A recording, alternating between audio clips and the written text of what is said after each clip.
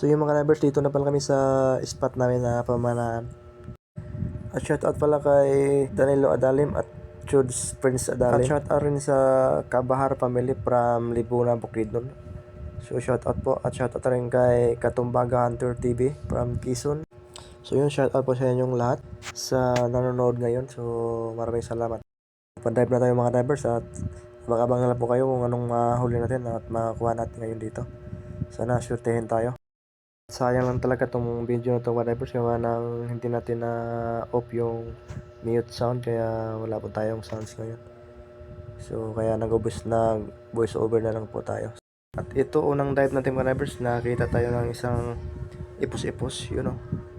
Kaso nakapitas o nakawala pa, pero nandito lang yun, hanapin lang natin. At so yun, dito nga, yan sa pool. At good size na nito, ito yung unang isda natin at nakuha. At dito mga drivers, sa unahan naman nakita tayo ng buntog, yun o, malaki na. Dito pa lang to sa may mababaw na parte mga drivers, yun o, malaki mga drivers, good size na rin. So dito na tayo may banda sa may batuan, at ito nga sumalubong sa atin yung isang taragbago. Ito yung pangatlong isda natin. So medyo naglabasan yung mga isda dito mga drivers, at ito pwede na ito pang ulam-ulam natin. So isang budlat itong tatawagin sa amin, uri rin to ng surahan. At dito mga drivers, may nakita tayong isang malaking ipos-ipos, yun o, lawian kung tatawagin sa amin. Nakasuot lang yung ulo. Masarap talaga panayin itong mga ganitong isda mga drivers, yung walang kamalay-malay at walang imik. So yun o, malaki na, at yun, sinecure ko talaga yung baka makapitas pa o makawala, sayang. Medyo malaki na, nasa mga 500 grams na ito. So okay na rin, malaking bagay na pang dagdag natin sa pangbenta natin. Dive ulit tayo mga drivers kung anong makikita natin dito. At ito nga, may nakapansin tayong snapper mga drivers, yun o, medyo malaki na rin at good size na, yun, sa pool. Ito masarap din to sa mga drivers, may tinula o preto, mga ganitong isda. First class na isda ito mga drivers. At dito mga drivers, may kita yung mga hito, medyo good size na rin, at hindi natin yan papanahin gawa ng ito na lang, isang canoping ulit, yun o, sa pool. Yung mga ganitong canoping mga drivers, hindi ito masyado lumalaki, pero mga ganitong size pwede na yan pang benta, at may benta natin yan. So dito masid tayo, baka mayroon pa, yun o. So sana malagdagan pa natin itong mga ganitong isda. At dive ulit tayo dito mga divers, at nakita ako dito ng parang kahoy, yun o, ang ganda pamasdan.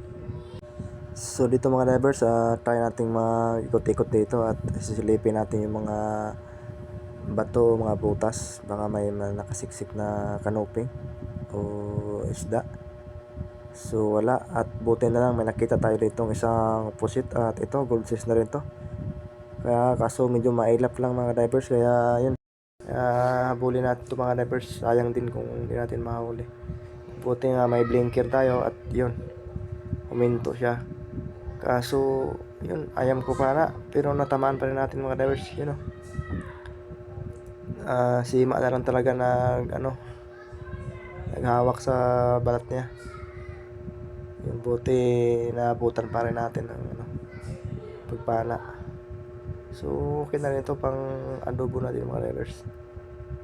At ito isang budlat na mga divers, pwede na natin itong pang paksiw-paksiw, yun o, yun sa pool. Masarap din to sa pinaksiw mga divers, so pwede rin to pang ihaw-ihaw. Dito mga divers, hanap ulit tayo dito kung anong makikita natin dito sa may spot na to. So yun, napansin nyo maraming parang mga tubo-tubo na kahoy. Hindi ko alam kung anong tawag dyan. Yung mga kadalasang isda na katira dito mga divers ay mga canoping o mga red lips na mga isda. So dito may nakita tayong canoping sa pool. At may kasama po itong mga divers, yung isang kanito din, canoping. At try nating panayin, kaso naka siya, nakailag yung tumakbo ng malayo din sa may bangin. So balikan na lang natin yung mga divers at siguradong di yun lumalayo, walang masyadong butas. So dito nga lang sa may buhangin, yun sa pool mga divers. At dito paahon na sana ako, may nakita pa akong isang likti, kaso paglapit ko biglang tumakbo, ayaw talaga magpahuli o magpapana mga divers. Pero okay na, nadali pa rin natin yung dalawang canoping mga divers. Dito mga divers, dive ulit tayo at medyo may kalaliman din to kasi nasa parting kantil. At ito malaki-laki na ito mga divers, surahan o budlat pa rin, kasi tinatawag ng budlat to gawa ng malaki yung mata. Ito yung budlat na surahan mga divers. Tsaka iba din yung surahan na may sungay. Yun, malaki na rin. At dito mga divers, sisid ulit tayo at silipin natin yung butas. At ito nga, may isang hindangan o labahita kung tatawagin mga divers. Ito yung isda na napakataba at napakasarap sa kinila to mga divers o inihaw. Talagang tutulo yung mantika nito pag inihaw to mga itong isda mga divers. At pag sisid ko ulit dito mga divers, may nakita na ulit tayo ng isang malapad na samaral o lap kung tawagin sa amin. Isang uri din to ng kitong o samaral. Kaso medyo payat mga divers gawa ng may nakadikit sa balat niya. Tawag doon, kumi. Yun. Yung balat niya parang na nga, kasi may nakadikit na kumi. Pero ang lapad mga divers, ang laki na to. Sa mga 600 grams, ganito kalaki mga divers. At dito mga divers, sisid ulit tayo at dito sa may butas may nakita tayong isang ipos-ipos na naman mga divers, at gold size na rin. So okay na rin, pang dagdag natin to sa ating huli mga divers. Natamaan yung hasang niya, kaso buti hindi siya nakapitas. Okay, thank you Lord, may pandagdag na naman. At ito isang budlat na naman, so dadakmain lang natin ng mga divers. Dinadakma lang natin kasi napakaamong isda na ito mga divers. At iso yun, isang pagi o maliit na banaga. At dito mga divers, sa may buhangin may nakita tayong isang samaral na tumatakbo. At yun, hinabol ko mga divers, sana mabutan natin to. Ayun nga, nabutan natin, sana maabot. Yun, nadali pa rin natin mga divers, kaso hindi nakabaon yung sima natin. Baka makabunot pa, sayang. At ayun nga, nakabunot mga divers, kaso hindi na yan makalayo gawa ng mahina na.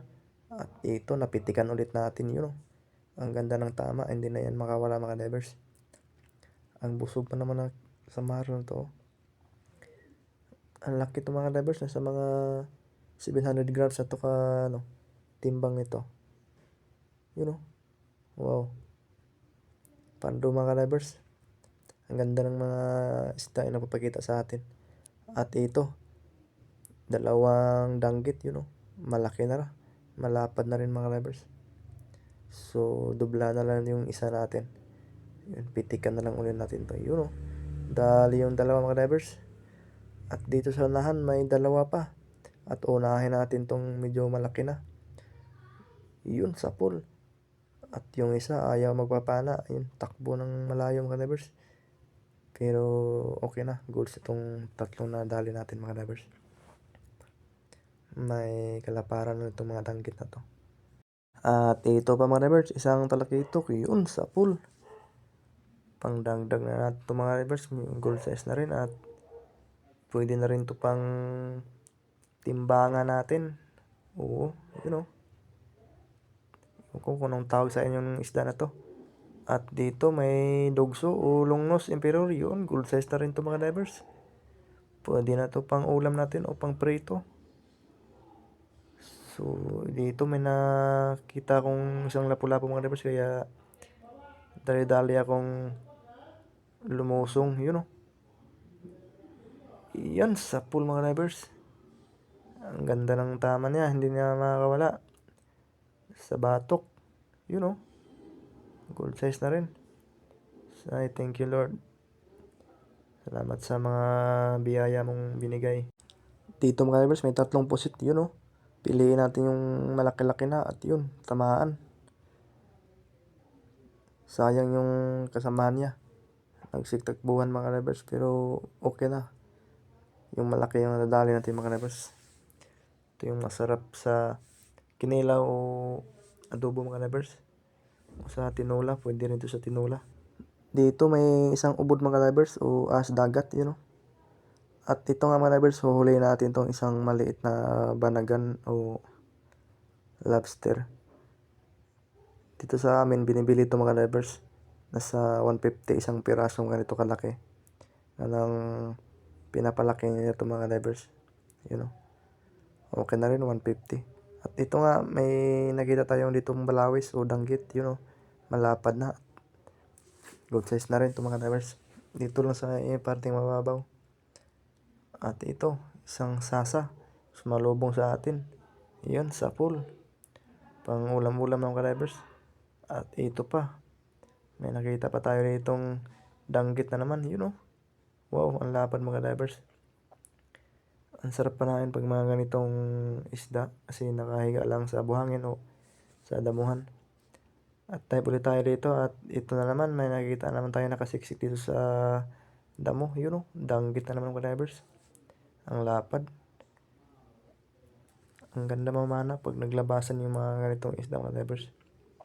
Talagang sulit yung pamamana mo. At ito yung kasama ko si Ronel. Yun. Ang daming huli mga drivers oh. Paldo rin. Dito mga drivers may nakita ulit tayong danggit. Yun oh, ang lapad na. Dito lang sa may damuhan ng drivers. At ito pa. Pwede na to pang ulam natin mga drivers. Yun oh, dogso. Yun. Tikyo. At hanap ulit tayo dito mga drivers kung ano makikita natin. At ito. Nakatuwali lang. Pusipus ulit. Yun know, good size na rin to. Yun. Ngitik mga drivers. Hindi nakagalaw ah. At dito mga drivers, umahon na pala kami. At ito yung huli natin oh. Yung dalawang samaral. O lap yung unang kuha natin. Iyan. Ang lapad na mga drivers oh. At ito yung isa. Ito yung mataba na samaral.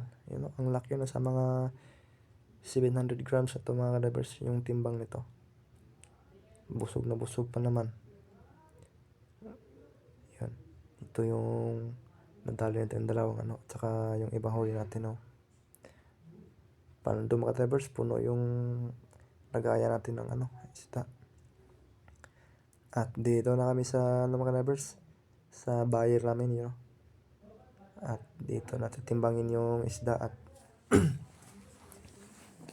kilohin. O ilang kilo yung mabenta natin mga drivers. So dito pilihan natin kung anong pwede ibenta. Ratsyada pala yung kuha ng isda namin dito mga drivers. Mulmul o perfect na isda. Yan. Yan, ulamin ko yung mga drivers. Buntog. Masarap yan sa tinola. Ito lang yung ibibenta natin. Yan. Basta mga gold size pa. At saka yung nukos, yun. Hindi tayo magkaulam ng nukos. Yung anang bininta na rin natin. At ito lahat mga drivers. So, So, salamat sa inyong panonood mga lovers kahit na-mute yung camera natin. Walang sounds. Kaya nag voice over na lang tayo. So, yan. Yun, naka 6 kilos tayo mga lovers. At dagdagan na lang natin ng pang-arib.